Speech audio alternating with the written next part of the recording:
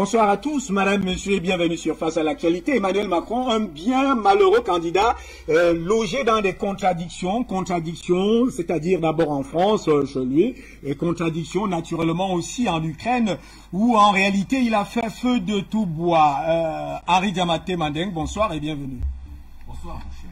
Je voudrais saluer toute l'Afrique indépendante et dire aux Africains, la libération est proche, n'ayons pas peur. Nous avons avec nous notre volonté, notre histoire, notre passé plaît pour nous. Il a souvent été difficile notre passé, mais on a quelque chose de fondamental en nous, c'est qu'on est le seul peuple au monde à avoir survécu à l'esclavage. On est le seul peuple au monde à avoir survécu à la colonisation. Les Indiens ont disparu de la planète. Oui, beaucoup de peuples ont disparu de la planète, nous on est là. C'est la preuve vivante, la preuve évidente que nous pouvons nous libérer, rien n'est impossible. Le vent de panique qui secoue le monde occidental aujourd'hui démontre à suffisance que les Africains ont la capacité de se libérer. Il ne tient qu'à nous de sortir des pièges, de l'obsession, des névroses, des traumatismes, et avancer résolument vers l'avenir, en nous inspirant de notre passé. Merci Henri. Des populations qui manifestement prennent la rue en République centrafricaine, je crois qu'on va, avec le concours de la réalisation, revenir sur ces images. Alors là, la MINUSCA qui est désormais, vous le savez très bien, sous le contrôle justement de la France, parce que la France avait fait main et pied de s'emparer du contrôle de la MINUSCA lors du dernier Conseil de sécurité de l'Organisation des Nations Unies. Ah oui, le général Stéphane Marchenoir. Oui. Qui était chef d'état-major particulier du président français, a été nommé chef d'état-major des forces de la MINUSCA. La mission de stabilité et de stabilisation intégrée des Nations Unies en Centrafrique. La MINUSCA, vous le voyez, elle est en Centrafrique depuis 2014. Son mandat est clair. C'est ramener la paix en Centrafrique. Avez-vous seulement l'impression depuis 2014 qu'il y a eu la paix en Centrafrique? Les chroniques seules des journaux, des radios, des télés, nous rappelaient à chaque fois, il y a eu 10 morts, 20 morts, 50 morts, 60 morts. Ce n'est que ces 2 dernières années que véritablement le pays se met à respirer. Moi, personnellement, j'étais à Bangui en décembre 2020. Je puis vous dire, contrairement à ce que des journaux, des radios malhonnêtes annonçaient en disant Bangui, des rebelles, il y a une rébellion, des rébellions qui sont à l'entrée de Bangui, à PK6, PK7, PK8, PK9, PK10, PK11, c'était pas vrai. J'étais à Bangui, j'ai pas entendu un seul coup de feu. J'ai jamais dormi à Bangui à moins de 3 heures du matin. Et à Bangui, nous étions là, on a vécu sur place. Il a fallu que les instructeurs russes arrivent pour que les choses changent. Oh, la MINUSCA, tout le monde le sait. Le massacre d'Alindao nous est resté en travers la gorge. Des massacres ont été perpétrés en Centrafrique aux yeux et à la barbe de MINUSCA. Au contraire, la MINUSCA était même soupçonnée de favoriser certains groupes armés, de rentrer en intelligence avec certains groupes armés. Comment vous pouvez me dire, une force qui regroupe 12 pays, les armées de 12 pays, n'arrive pas à ramener la paix ne serait-ce qu'à Bangui? Tout le monde avait compris que leur paix était dirigée, leur paix était contrôlée, ils n'avaient aucun intérêt à ce que la paix soit. Leur problème, c'est qu'il fallait que la Centrafrique reste dans la guerre.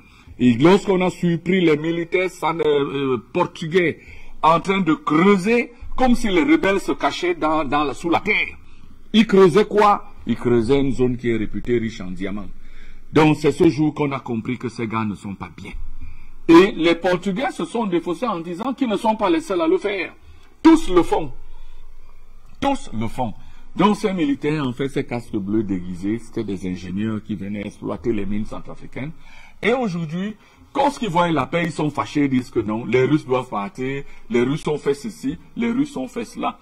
Donc aujourd'hui, nous pensons véritablement que, moi je partage ce que les populations disent, hein. Ça, il faut qu'on soit clair là-dessus. Je partage les aspirations des populations. La MINUSCA, vous vous souvenez, il y a eu un attentat, il y a eu une vague de crimes en Centrafrique dans les années 2017-2018, vous vous souvenez très bien, et la ministre des Affaires étrangères centrafricaine, Madame Sylvie Baïpo-Témon, avait, de façon courageuse, demandé à ce que on reprécise l'accord de siège entre la Centrafrique et la MINUSCA. C'était clair, parce que il faut qu'on revoie le mandat de la MINUSCA. La MINUSCA sert à quoi? Bien évidemment, on se pose bien la question. Ils servent à quoi? Ils sont budgétivores, ils se nourrissent sur la bête, parce que qu'est-ce qu'ils font? Ils se livrent à des trafics immondes sur le territoire centrafricain. Et cette fois-ci, ils ont été pris la main dans le sac avec 2 camions appartenant, 2 camions donc d'armes et d'armes sophistiquées de guerre. Alors, Simon Day, bonsoir. Bonsoir Hubert, merci encore une fois de m'avoir invité pour ce débat. Je voulais saluer mon ami Diabaté, mon frère Samuel Yumbi, pour qui j'ai beaucoup de plaisir à retrouver sur le plateau régulièrement. Je voudrais ici dire que tous les panafricains du monde entier doivent savoir que le soleil est en train de se lever enfin pour l'Afrique. Depuis un certain temps, vous savez, on nous a rabâché les oreilles avec l'histoire de Covid-19. Heureusement, Poutine est venu mettre un terme au Covid et maintenant c'est l'Ukraine avec un mensonge organisé par les gens qui nous rabattent les oreilles chaque jour. Or, il n'y a même pas 3, 4, 5 semaines, on est respiré par c'était Covid-19 matin, Covid-19 le soir. Heureusement, Dieu merci, Poutine est venu mettre un terme au Covid et maintenant c'est le mensonge organisé à tous les niveaux. Parce que quand vous vous rendez compte, vous comprenez, monsieur Toudi, comment les gens peuvent mentir en pleine journée, au vu et au sud de tout le monde. Ils pensent que l'Afrique est encore l'Afrique d'hier, où dans la journée, ils pouvaient raconter n'importe quoi en pensant que c'était dans l'obscurité. Heureusement, vous savez, quand le soleil se lève, il y a les gens qui agissent dans la nuit. Ce sont les bandits qui agissent dans la nuit, et les gens honnêtes agissent dans la journée. Heureusement, maintenant, dans la nuit, il y a toujours une étoile qui brille et permet de distinguer des voyous qui sont infiltrés dans l'obscurité pour pouvoir s'aimer le désordre. Donc ici, je demande à tous les Africains qu'ils sachent que le panafricanisme, tel qu'il est écrit,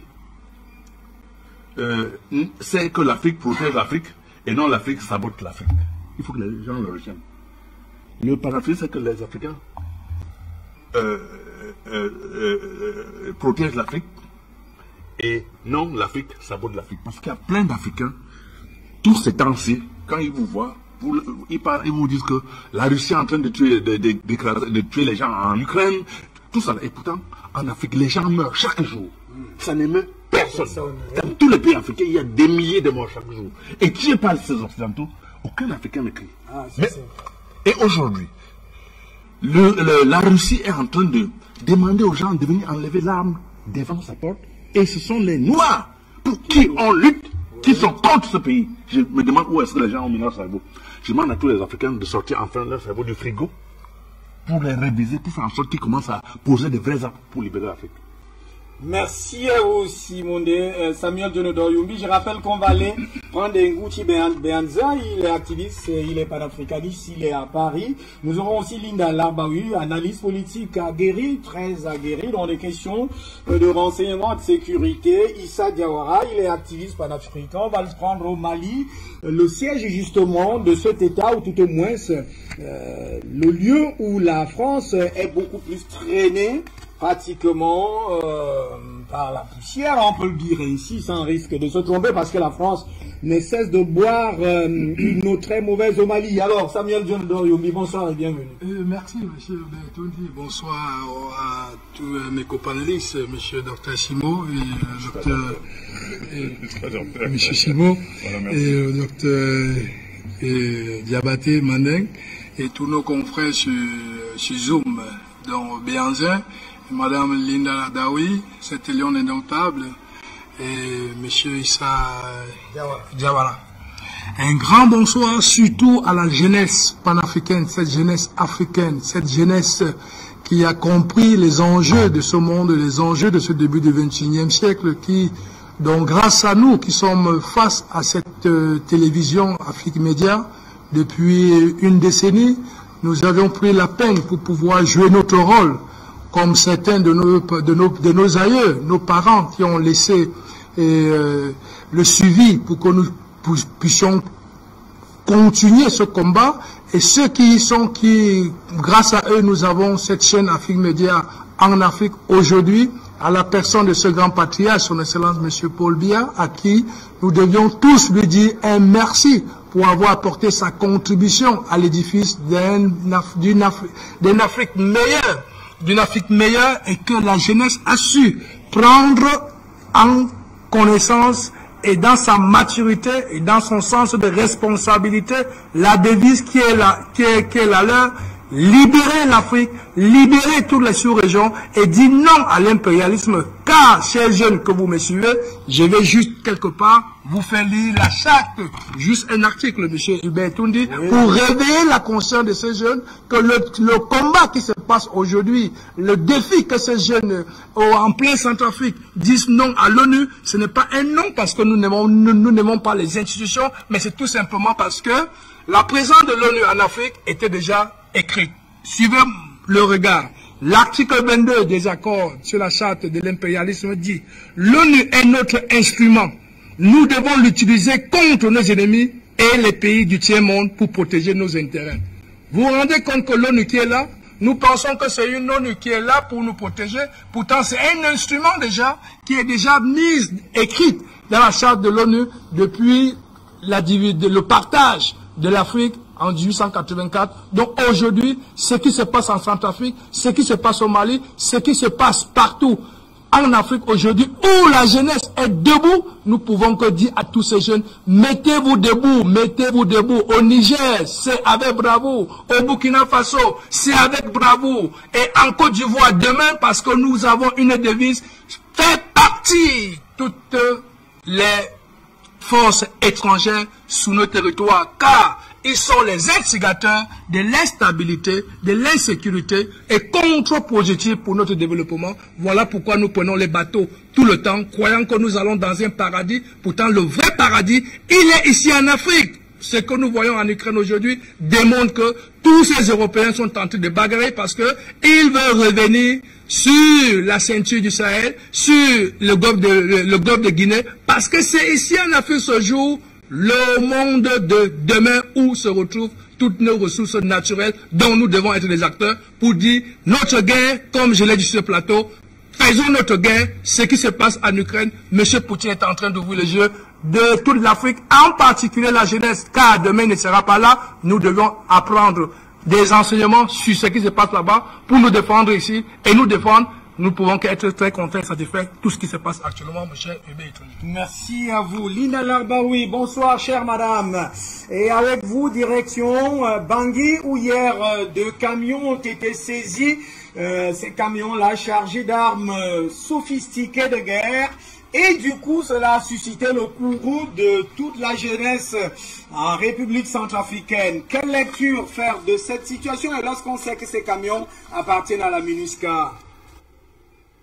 Bonjour à tout le monde, bonjour aux téléspectateurs, à tout le plateau et à la régie. Ben, ce n'est pas étonnant et puis ça s'est toujours produit.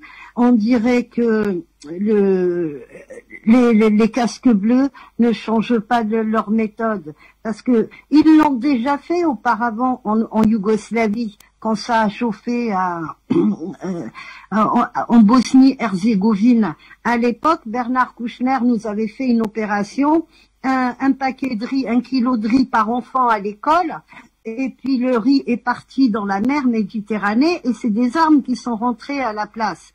Donc ça ne change pas, c'est toujours les mêmes méthodes, les mêmes pratiques. Sachant aussi que les Portugais, c'est les plus pourris des casques bleus, ça leur a donné un pouvoir d'achat à chaque fois qu'ils se sont déplacés quelque part, parce que le Portugal était un pays du tiers-monde, jusqu'au moment où ils sont rentrés dans l'Europe, dans la zone euro, et c'est ça qui les a un petit peu aidés à sortir de la famine et sortir de la misère. Le Portugal, ce n'est pas un pays développé, loin de là. Donc on les envoie au charbon et on les autorise à tout faire. Ils l'ont fait partout où ils sont passés et ça va continuer. La corruption aux Nations Unies, la corruption dans tout ce qui est casque bleu, ce n'est pas nouveau. C'est ça que les gens, il faut que les gens se mettent en tête. Et Ce qui n'était pas autorisé par contre en Europe, parce que malgré tout la Yougoslavie c'était l'Europe, c'est autorisé en Afrique, hein, mais la drogue ils l'ont vendue partout, les armes les ont vendues partout, mais en Afrique ils ont été même plus loin, c'est des viols, c'est des trafics d'organes, c'est la disparition d'enfants, donc ça ne changera pas.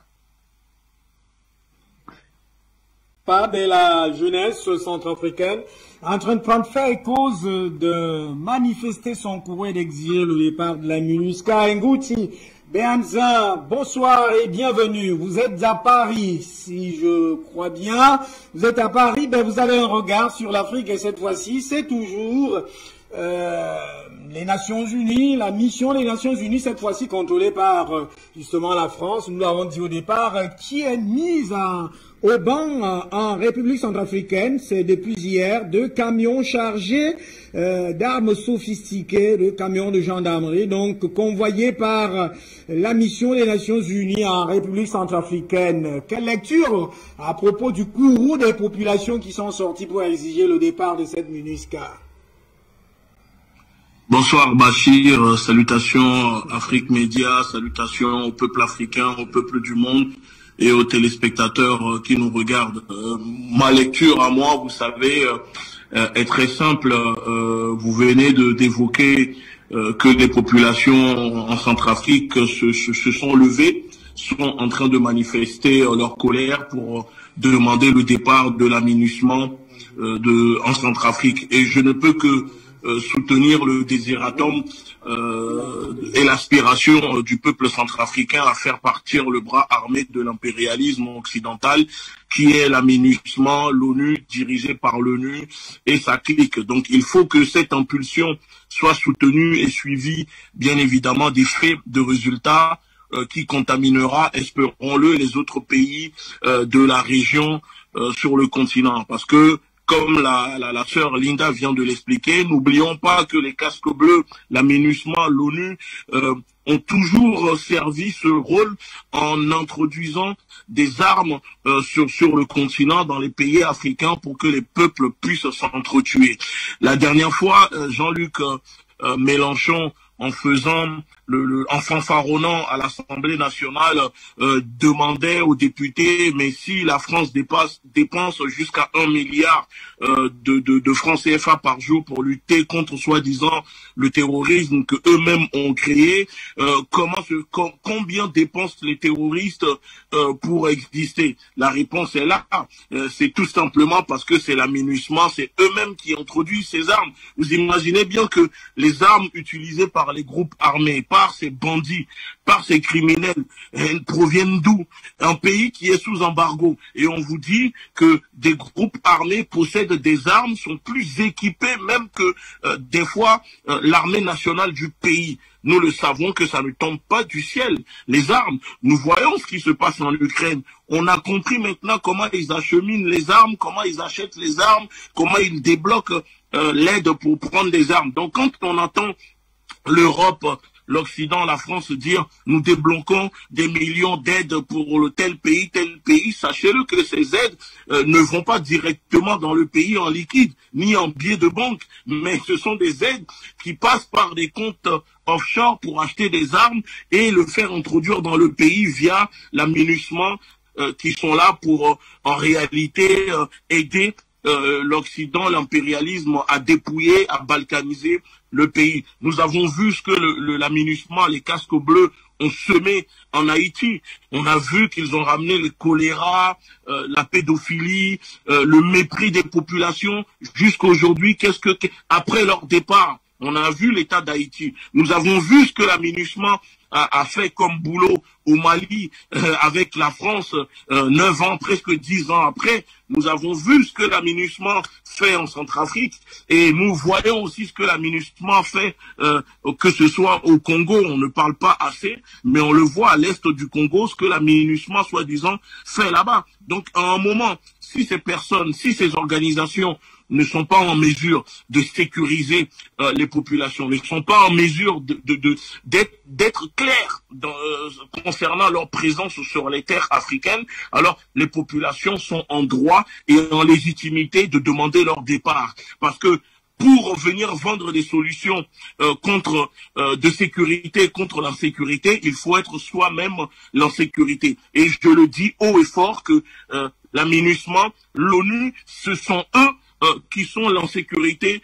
sur les terres africaines dans nos pays. Et tant qu'on laissera l'ONU déployer ces casques bleus, ces hommes qui sont là en réalité pour neutraliser les défenses, neutraliser la résistance dans nos pays, alors nous allons subir. Parce que récemment en Centrafrique aussi, pour finir, n'oublions pas que des casques bleus portugais ont été pris la main dans le sac pour des trafics de diamants.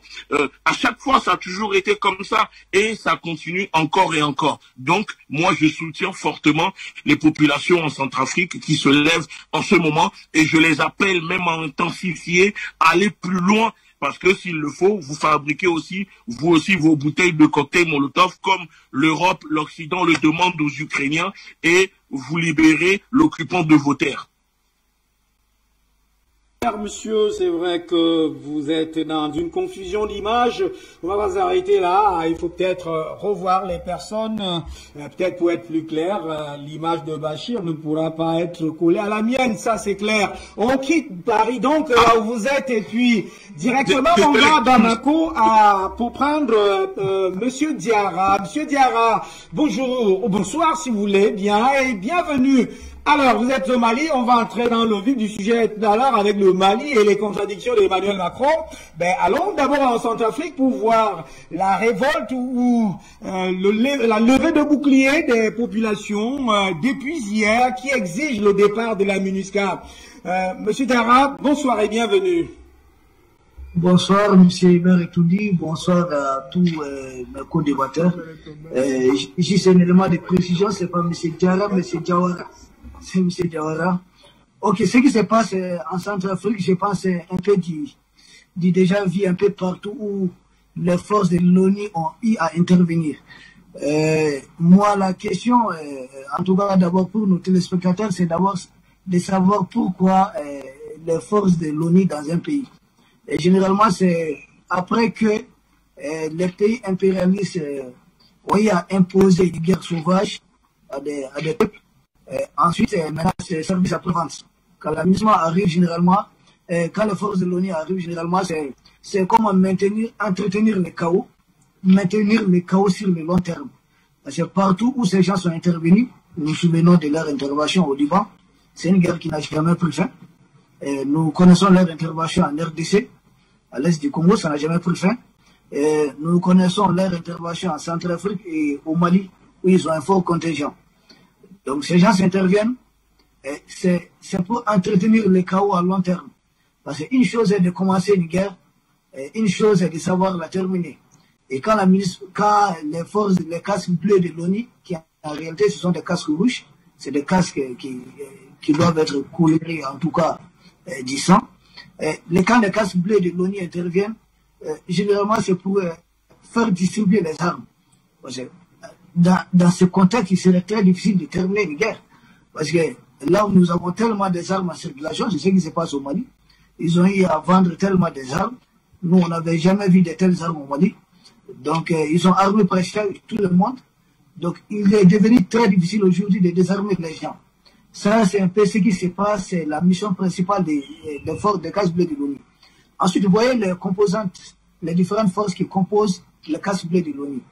Vous allez voir, dans la plupart des cas, ce sont des pays qui sont peut-être en difficulté. Ce sont eux qui envoient massivement, en tout cas, des militaires. Et quand ces militaires viennent, c'est pas pour mourir. C'est pas pour laisser leur peau. C'est effectivement pour faire des affaires. Et quand ils font des affaires, et ces affaires profitent à ceux qui ont tout fait pour lever un mandat pour eux. Et nous savons que pour le cas du Mali, c'est la France qui a fait tout ce qu'elle pouvait pour arracher ces mandats. Donc la MINUSMA, en tout cas pour ce qui concerne ces casques bleus de l'ONU, ce sont des forces qui servent les intérêts de puissance impérialiste. Vous allez constater la MINUSCA, puisque nous la comparons directement à la MINUSMA au Mali, il faut citer deux faits majeurs au Mali par exemple. En 2014, c'est la MINUSMA, ici, les casques bleus de l'ONU, qui ont désarmé l'armée malienne à Kidal en 2014. Lors d'une bataille avec les forces soutenues par la France. Ensuite, nous avons eu des villages qui ont été brûlés, aux yeux, aux vies aussi de tous. L'aménagement à moins de 200 km, les bases militaires de l'aménagement, sans que l'aménagement ne bouge. Donc, l'aménagement en réalité, nous restons convaincus que ce sont des forces, non seulement qui viennent affaiblir les forces étatiques en place, les forces loyales, mais ce sont des forces qui entretiennent les chaos en faisant quoi? En vendant non seulement, en facilitant la circulation des armes, mais en se livrant à tout type de trafic.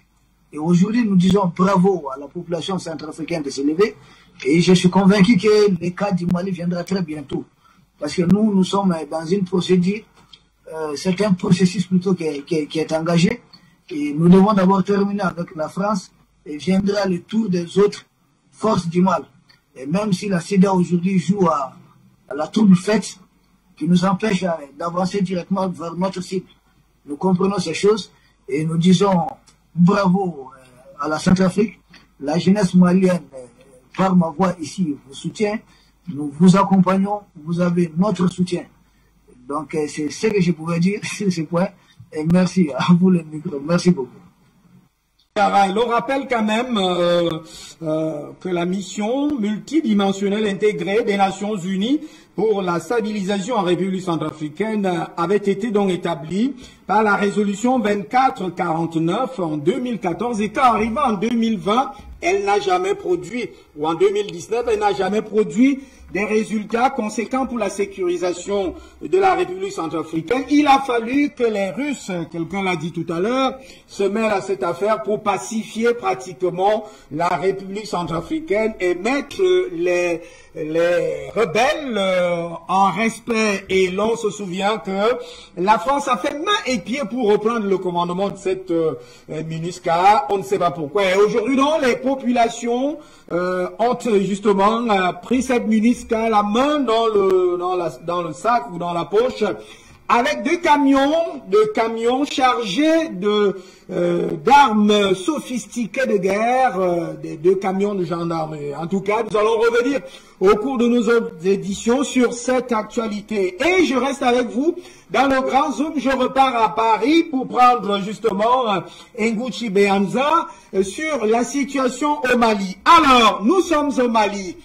Qui autorise Emmanuel Macron à demander des comptes à la CEDEAO, au chef d'État ouest-africain, sur la suspension, tout au moins, ce que les enfants appellent dans la plupart des quartiers en Afrique, le chassement de la France, en fait, de RFI et de France 24 à Bamako et dans toute la République du Mali par les autorités de transition qui en avaient véritablement marre. Ah, ne vous inquiétez pas, c'est Hubert Etundi. Donc, je reviens à vous très rapidement pour nous camper sur cette actualité au Mali.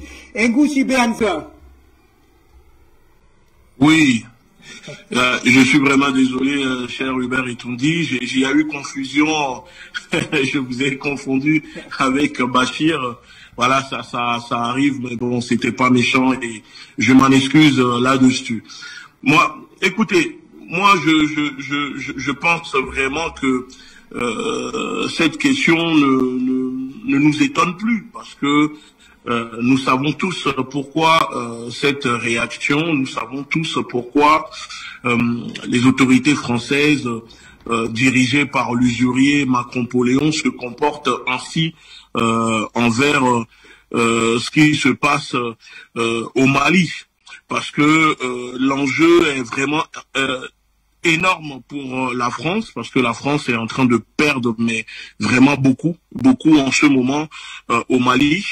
Et après avoir essayé plusieurs fois de retourner la situation, de manipuler, de diaboliser les autorités sans y parvenir concrètement, aujourd'hui, on voit que il y a une nouvelle phase de déstabilisation, si on peut le dire comme ça, de tentative de déstabilisation de l'État malien.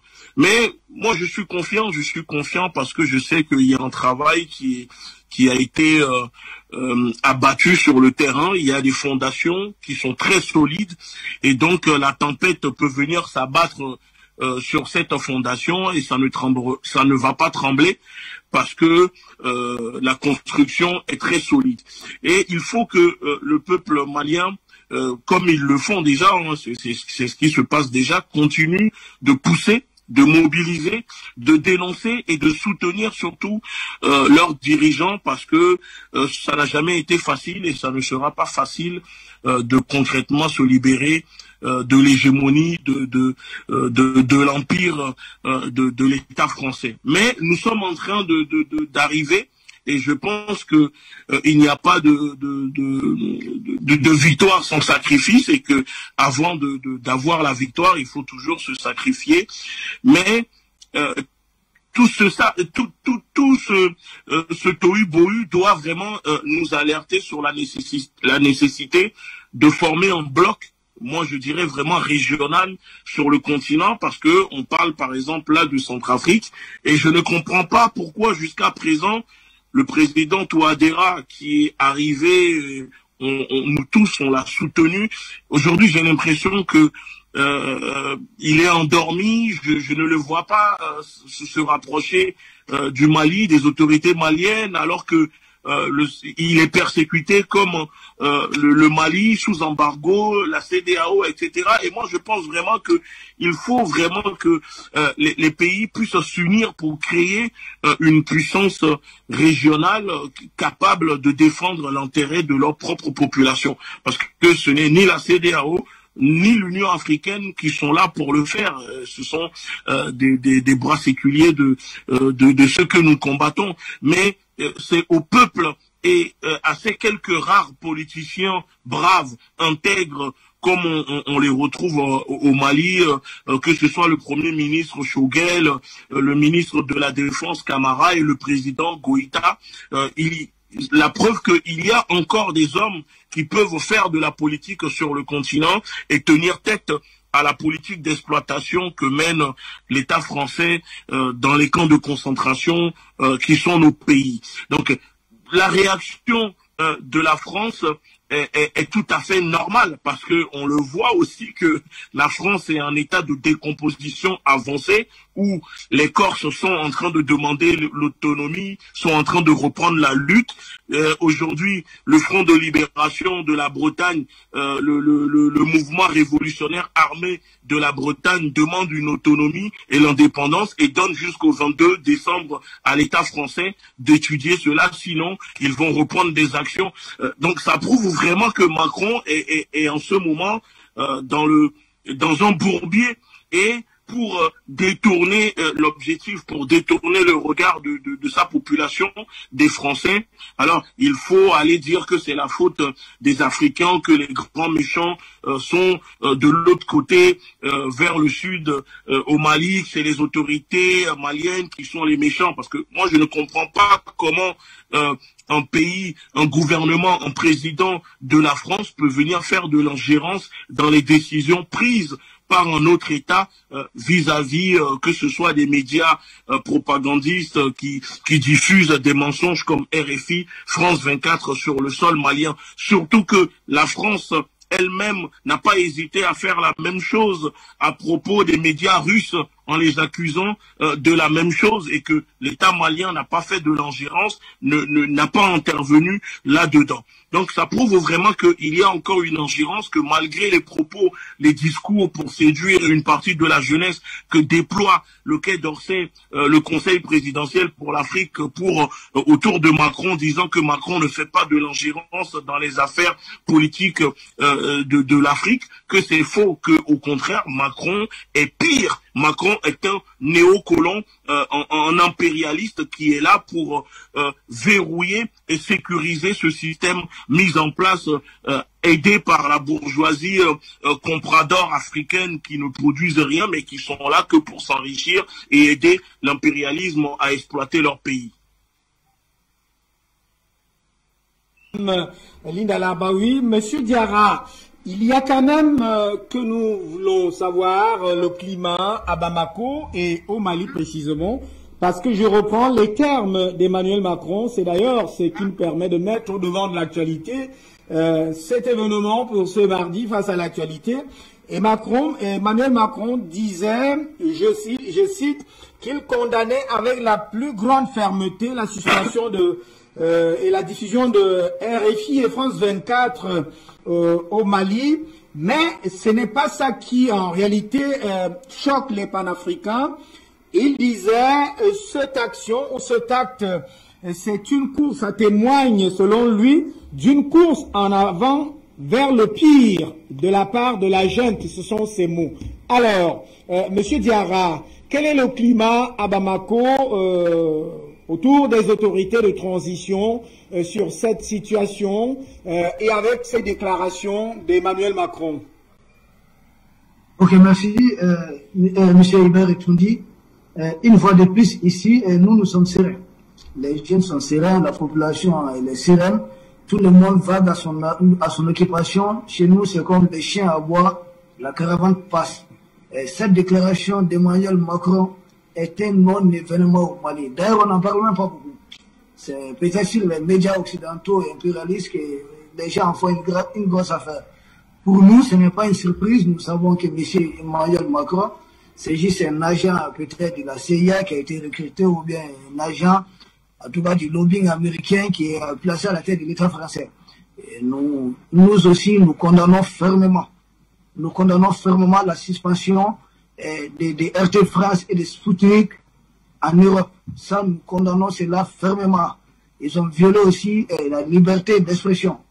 Donc, à ce qui nous concerne, nous avons tout simplement, les autorités maliennes ont tout simplement suspendu des médias qui diffusent non seulement des intox, mais des médias qui visent à saper le moral même des militaires maliens engagés au combat. Donc, à ce rythme, nous sommes en guerre, nous sommes face à un ennemi à visage multiforme. Nous sommes dans notre droit d'user de tous les moyens pour défendre non seulement les populations maliennes et permettre aux forces armées de défense du Mali d'opérer en toute quiétude et en toute sécurité, en toute sérénité aussi. Et ensuite, pour nous, la déclaration de Macron sur la CEDEAO, nous ne sommes pas surpris parce que l'initiative de la CEDEAO, nous savons que ça vient de la France. La France voulait mettre la main sur les organisations sous-régionales. Il a passé par le Mali, n'oublions pas, c'est notre défunt président Moussa Traoré qui est entré en contact avec les Nigériens et d'autres États membres, fondateurs. C'est Moussa Traoré, n'oubliez pas qu'il est le fruit du renversement du président Modibo Keïta, le premier président du Mali, et à qui le Mali doit beaucoup, qui est ce leader panafricaniste. Donc Moussa Traoré l'avait arrêté, nous savons que c'est hors de la France. Et ensuite, nous avons connu les 23 ans de dictature avant que la France ne se retrouve contre ses propres messieurs. Et pour dire aux marionnettes dirigeants africains qui sont aujourd'hui en train de soutenir la France que tôt ou tard ils seront lâchés. Qu'ils comprennent ce que c'est là. Bokassa en a fait le frais, Moussa Traoré du Mali en a fait le frais, et d'autres ont suivi ces mêmes exemples. Et ensuite, nous disons, nous, ce que nous regrettons un peu, c'est que dans cette CEDEAO, vu que c'est la France qui est un peu à l'origine aussi, dans cette CEDEAO, le fait que les pays anglophones, qui sont notamment les géants, il faut prendre le Nigeria par exemple, se mettre un peu en retraite pour nous confier, laisser le Mali entre les mains de la France. C'est-à-dire les pays anglophones pensent que c'est une zone d'influence de la France. Nous ne sommes la zone d'influence d'aucune puissance, d'aucun pays. Donc que cela soit très clair. Il faut que les Nigériens comprennent cela. Il faut que les populations du Nigeria, du Ghana et autres saisissent ces messages, qu'ils s'élèvent, que les jeunes de ces pays s'élèvent et qu'ils nous soutiennent. Nous ne sommes pas la zone d'influence de la France. Sincèrement, ce qui se passe, c'est non-assistance d'un peuple en danger. Parce que nous sommes en guerre face à la France. Donc, c'est croiser les bras et dire que nous sommes la zone d'influence ou bien le précaré d'une puissance. Nous ne sommes pas les précarés de la France. Nous avons connu des grands empires que la France n'a jamais connu de toute son histoire. La France n'a jamais connu un souverain de la taille de Soundiata Keïta, en plus forte raison de Kankou Moussa ou de Soni Alibert. Donc, nous sommes un vieux peuple, nous savons d'où nous venons et nous savons où nous voulons aller. Et ensuite, concernant toujours ces dossiers, il est regrettable que ces pays, certains pays, disant être de la francophonie, pousse d'autres entre les mains de la France, nous fasse écraser pour bénéficier des dettes, des largesses de la France, dire que oui, ok, on va vous financer des fonds, mais dites-vous que vos développements, votre développement ou votre épanouissement, en tout cas, c'est même pas un développement et un épanouissement, parce que tôt ou tard, vous allez le reprendre. Donc, cela s'est fait contre nous, contre notre existence, contre notre développement, contre nous, nos libertés. C'est ce qui se passe. Certains pays collaborent avec la France, espérant avoir des bonnes grâces de la France, mais c'est contre nous autres. La Guinée, à son temps, avec ses Touré, a été assoiffée comme ça par d'autres pays africains. Thomas Sankara a été abandonné comme ça par d'autres pays africains. Et ce qui se passe aujourd'hui en Afrique, nous avons le soutien des peuples africains, mais malheureusement, les dirigeants africains ne parviennent pas à capter les leçons d'histoire. Or, les faits sont têtus. Ça, c'est une réalité, les faits sont têtus. Et ensuite, nous disons que l'Afrique, en réalité, doit regarder vers son passé. Doit regarder vers son passé. Nous ne sommes pas à sécheresse des sources de solutions pour nos problèmes. Autrefois, j'ai passé une partie de mon enfance, je sais, en Afrique centrale, quand on se battait, tous les frères venaient porter secours. Aujourd'hui, en Afrique, quand on est opposé à l'étranger, on fait un bloc, on soutient d'abord son frère. Et ensuite, maintenant, si le frère est en faute, on trouvera les mécanismes pour lui dire que notre frère, écoute, tu es en faute, c'est comme ça qu'il fallait procéder. Mais malheureusement, ce qui se passe, nous avons nos propres frères de la CEDEAO, des dirigeants de la CEDEAO, qui ont la peau noire comme nous, qui ont le sang noir comme nous, qui aujourd'hui sont en train de faire tout le travail de ces jeunes Macron. Je ne comprends même pas, Macron ne peut être que le fils du président ivoirien, Alassane Ouattara. Je ne comprends pas. Il n'est pas plus âgé que le président du Togo. Je ne comprends pas comment nos propres frères sont aujourd'hui en train de nous livrer à la France. Comment nos propres frères aujourd'hui sont en train de nous livrer aux mains des impérialistes.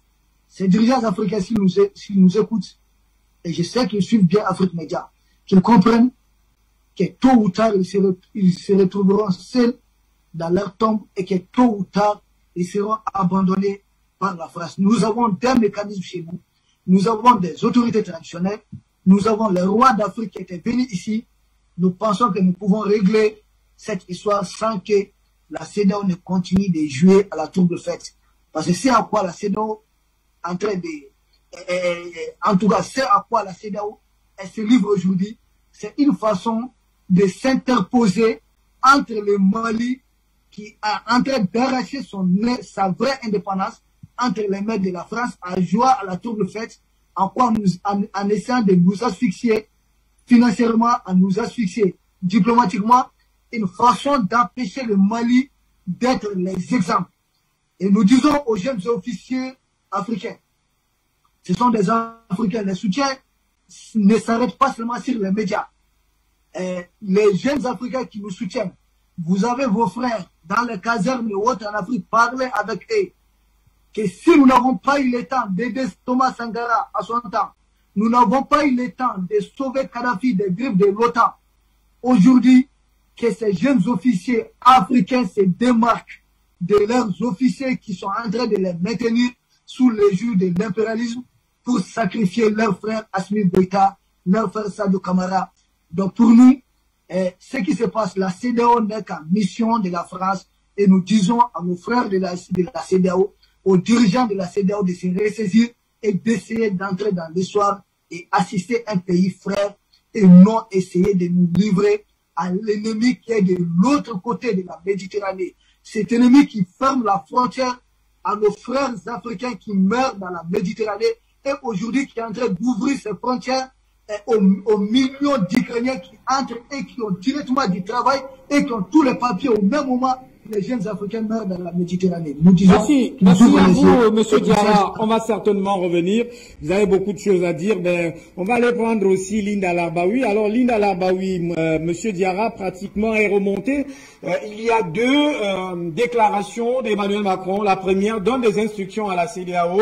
Nana Akufo, pratiquement toute la CEDEAO est mise au rang, au pas par Emmanuel Macron, dans cette suspension de RFI et France 24 Mali, mais en une déclaration qu'on n'en a pas beaucoup commenté, Emmanuel Macron dit c'est une course en avant vers le pire ce sont ces expressions, la junte, alors que au Mali, ce sont des autorités de transition légalement et légitimement en place. Quel est votre commentaire sur ces deux déclarations d'Emmanuel Macron, à savoir en direction de la CEDEAO et en direction des autorités maliennes, qu'elles font une course en avant vers le pire? Plutôt aux pays qui le soutiennent, comme la Côte d'Ivoire. Je parle pas des peuples, hein, je parle des gouvernements qui sont en place. Que nos amis et nos frères en Côte d'Ivoire ne comprennent pas les choses de travers. Donc ce message, il est adressé à ceux qui soutiennent la France. La France aujourd'hui est confrontée à un terrible problème, en plus de ce qu'il y avait par rapport à la crise ukrainienne. Il faut savoir que la politique de Poutine n'était pas de toucher aux civils. Au contraire, il est en train de vider l'Ukraine. Donc moi, là où je suis, au Moselle par exemple, dans la ville de Thionville, et puis aussi vers Nice, il y a presque un demi-million d'Ukrainiens qui sont arrivés. Il y a 2 jours, je l'avais annoncé sur Afrique Média, c'était les déclarations des Allemands. Rien que dans la ville de Berlin, ils ont reçu près de 25 000 Ukrainiens, uniquement à Berlin. Aujourd'hui, à l'heure d'aujourd'hui, la Pologne, elle est à 1 800 000. Je ne sais pas si on s'imagine ce que c'est. Quand il y a eu 2 millions de Syriens qui sont arrivés dans l'Union européenne, l'Union européenne a failli exploser. Aujourd'hui, il y a tous ces gens-là qui arrivent, il faut s'en occuper. En plus de ça, il y a la crise du pétrole, la crise de gaz. Quand on va à la pompe, alors les gens y râlent. Il y a l'histoire des gilets jaunes qui est toujours en statu quo, qui n'est pas réglée. Il y a des sociétés qui ont fermé suite à au Covid. Donc la France, elle est vraiment au bord de l'explosion. Et si la France explose, donc les chefs qui sont en Afrique et qui ont été nommés par le Quai d'Orsay et l'Élysée, eux aussi vont sauter, ça c'est sûr. C'est ça le message que Macron veut passer. Pour une fois, cette déclaration n'est pas une propagande par rapport au peuple français. Le peuple français aujourd'hui s'intéresse plus, à l'heure que je vous parle là, plus personne ne s'intéresse au Mali. Hein. Tout est basé sur aider les Ukrainiens. Et puis ceux qui ont un peu de jugeote et qui réfléchissent, ils se disent mais pourquoi les Ukrainiens ils restent pas chez eux pour défendre leur pays? Donc c'est pas à moi de payer pour eux. Donc il y a tout ça. Les gens commencent à se poser des questions aussi par rapport aux fachos qu'il y a en Ukraine. On commence à comprendre qu'il y avait des accords qu'on appelle les accords de Minsk et c'était à la France de les faire respecter en plus.